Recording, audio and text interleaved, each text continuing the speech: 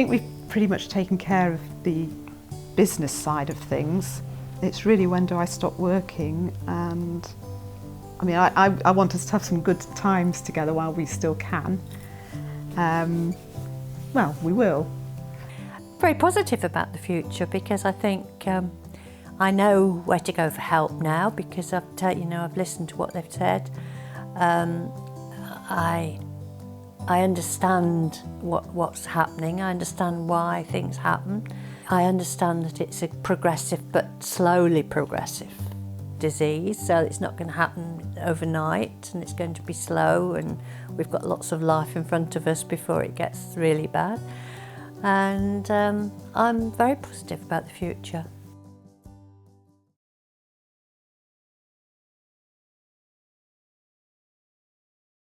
There are lots of things you can do to make sure you get to choose how you live now and in the future. Where possible, make plans as early as you can with a trusted friend, family member or professional.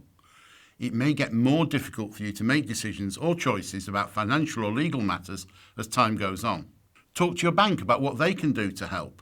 This might include arranging what's called a third-party mandate. This allows someone else to deal with your account. Consider setting up direct debits for regular payments such as gas and electricity bills, if you haven't done that already. If you find it difficult to remember PINs for debit or credit cards, the bank can provide alternatives, such as a chip and signature card. It's also important to make sure that all your essential documents can be found easily. This includes bank accounts, mortgage or rent documents, insurance policies, your will, tax, benefits and pension details.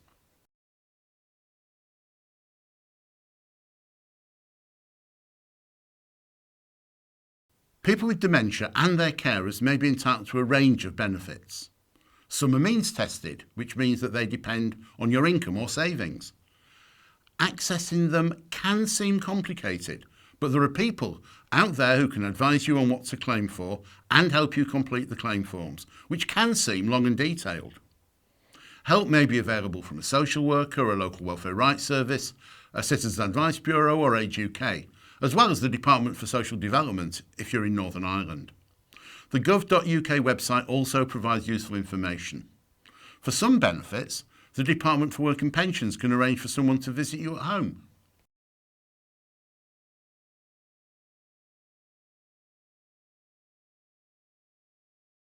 If you are able to, it will help to make decisions and plans so that your future care and finances are handled in a way that reflects your wishes. It's important to have an up-to-date will, as this allows you to choose who inherits your money and possessions. People with dementia can still make or change a will, as long as they understand the decision they're making and the implications of any changes. It may be helpful to talk to a solicitor for advice.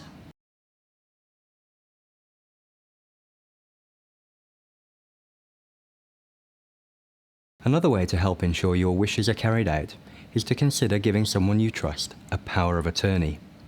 This means that the attorney, often a spouse or adult son or daughter, can make certain decisions on your behalf if you lose the ability to do this. The legal document to set this up in England and Wales is called a lasting power of attorney, or LPA. There are two types of LPA. One is for health and welfare, for decisions about medical treatment, for example. And the other is for property and affairs, which gives the attorney power over things like bank accounts, bills, or selling the house. In Northern Ireland, the law is different. To give someone power of attorney in Northern Ireland, you will need to make an enduring power of attorney, or EPA.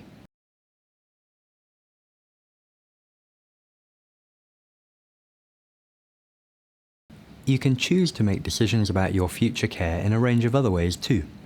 Discussing views and preferences with family and health or social care professionals is called advanced care planning.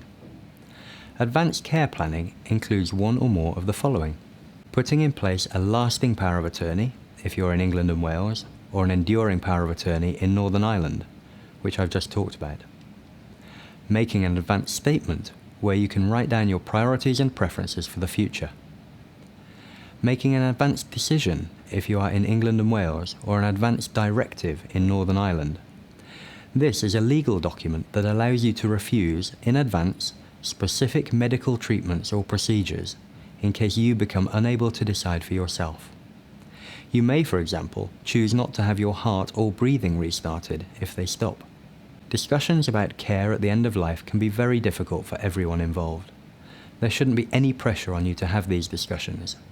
However, if you are thinking about advanced care planning, it's important not to leave it too late.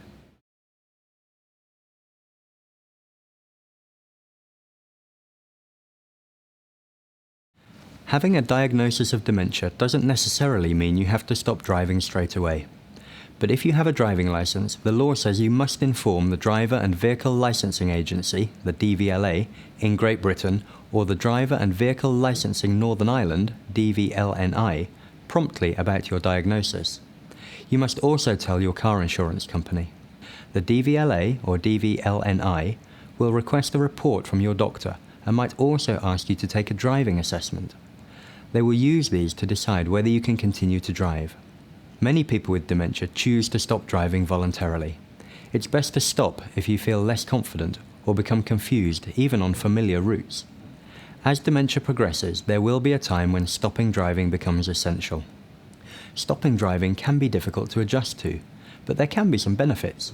You might feel less stressed, and you'll save money on car insurance and fuel costs. Taking control of alternative travel options, such as getting a free bus pass, can help you with the transition, as can talking through how you feel with family and friends.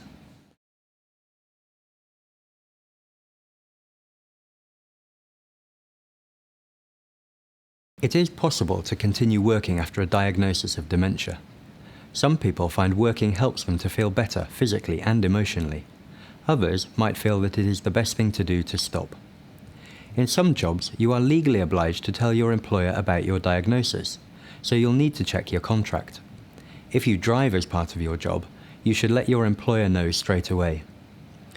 You might feel anxious about telling your employer about your diagnosis, but doing so will help to give you protection under the law. Once your employer knows, they must try to make reasonable adjustments so you can keep working if you are able. My boss was very understanding. He's basically said, tell me what you can do, tell me what you can't do, and we'll see what we can do to make the job work for you. The understanding of my colleagues has been incredibly helpful. It's just made such a difference because it's out in the open and we can discuss any problems we've got.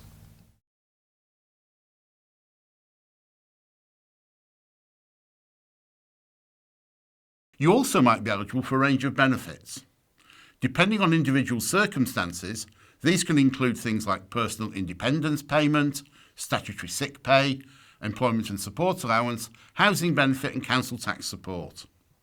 For people with dementia who are of working age, and maybe for their carers too, some benefits are changing. The new universal credit will replace several means-tested benefits, including income support, income-related employment and support allowance, and housing benefit.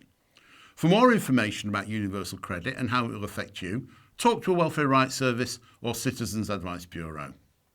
To find out more about planning ahead, visit alzheimers.org.uk/planningahead.